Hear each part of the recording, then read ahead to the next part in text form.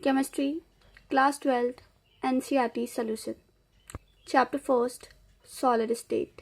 तो NCERT में आपके दो टाइप के क्वेश्चन होते हैं, इन text question and exercise question. तो पहले हम इन टेक्स्ट क्वेश्चन करेंगे, फिर हम एक्सरसाइज क्वेश्चन करेंगे। Question number 1, why are solids rigid? Solids rigid क्यों होते हैं? तो answer, in solid state the constituent particles are not free to move about। solid state में जो constituent particles होते हैं वो move नहीं कर पाते हैं। they can only oscillate about their mean position। वो खाली अपनी जो उनकी जो mean position है उसी पे oscillate कर सकते हैं, क्योंकि due to strong attraction forces between the particles, क्योंकि उनके जो particles होते हैं उनके बीच में बहुत ही ज़्यादा strong force होता है। That is why solids have a closely packed arrangement and rigid structure।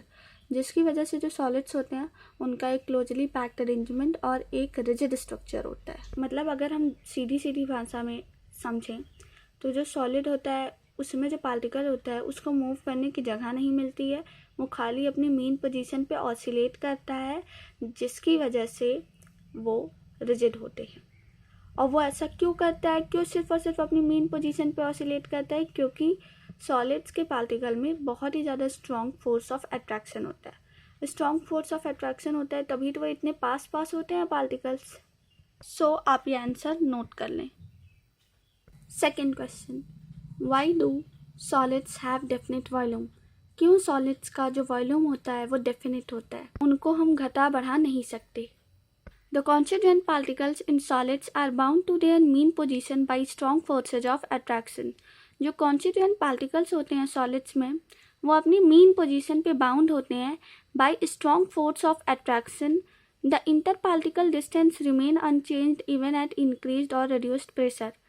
जो interparticle distance होती है solids के particles के बीच में, वो अगर आप प्रेशर बढ़ाएं या घटाएं तो भी चेंज नहीं होती है, जिसकी वजह से हम ये कह सकते हैं कि सॉलिड्स का डेफिनेट वॉल्यूम होता है।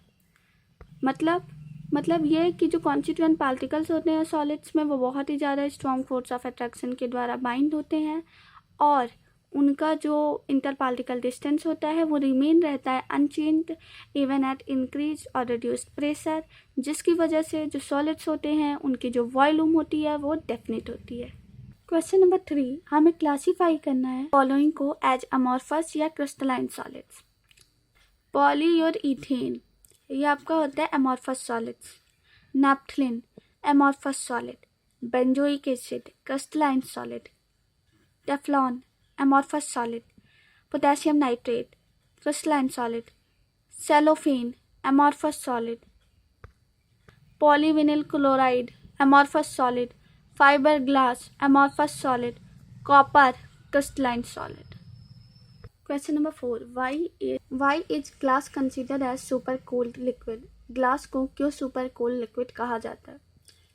Answer, liquids have a characteristics property. Liquid की एक कैरेक्टरिस्टिक प्रॉपर्टी होती है, i.e. मतलब टेंडेंसी टू फ्लो, यानी कि लिक्विड की एक कैरेक्टरिस्टिक प्रॉपर्टी होती है, उसके पास टेंडेंसी होती है फ्लो करने की। Glass also show this property through it flows very slowly. Glass भी ये प्रॉपर्टी शो करता है पर वो बहुत धीरे धीरे फ्लो करता है। Glass panes fix to windows are invariably found to be slightly thicker at the bottom than top.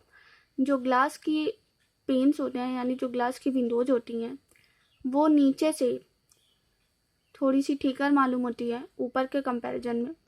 This is because the glass flows very slowly and makes the bottom portion slightly thicker। इसकी वजह यह है कि जो glass होता है वो बहुत धीरे धीरे फ्लो करता है और जो नीचे का पोर्शन होता है उसको मोटा बनाता है स्लाइटली।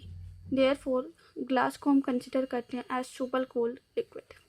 फिफ्थ क्वेश्चन, जो रिफ्रैक्टिव इंडेक्स है किसी सॉलिड का जब उसको ऑब्जर्व किया जा रहा है तो वो हर डायरेक्शन में सेम आ रहा है। कमेंट करना है कि क्या नेचर होगा सॉलिड का और क्या वो क्लीवेज प्रॉपर्टी शो करेगा या नहीं। आंसर, एक सॉलिड जिसकी सेम वैल्यू होगी रिफ्रैक्टिव इंडेक्स की हर डायरेक्शन में वो आइसोट्रॉपिक होगा, और जब आइसोट्रॉपिक होगा तो एमॉर्फस होगा नेचर में, और जब एमॉर्फस होगा तो वो क्लीवेज प्रॉपर्टी नहीं शो करेगा जब उसको नाइफ से काटा जाएगा। बल्कि वो ब्रेक हो जाएगा स्मॉल पीसेज में, वो भी इरेगुलर सरफेस में। Question number 6, classify the following solids in different categories. Following solids को डिफरेंट कैटेगरीज में, जैसे आयनिक है, कि मॉलिक्यूलर है, कि मेटालिक है, कि कोवैलेंट है, क्लासीफाई करना है। तो सबसे पहला सॉलिड है पोटेशियम सल्फेट। पोटेशियम सल्फेट आपका आयनिक सॉलिड होता है। Tin metallic solid, benzene molecular solid, urea molecular solid, ammonia molecular solid, water molecular solid, zinc sulphide ionic solid, graphite covalent solid, rubidium metallic solid, argon molecular solid, silicon carbide covalent solid.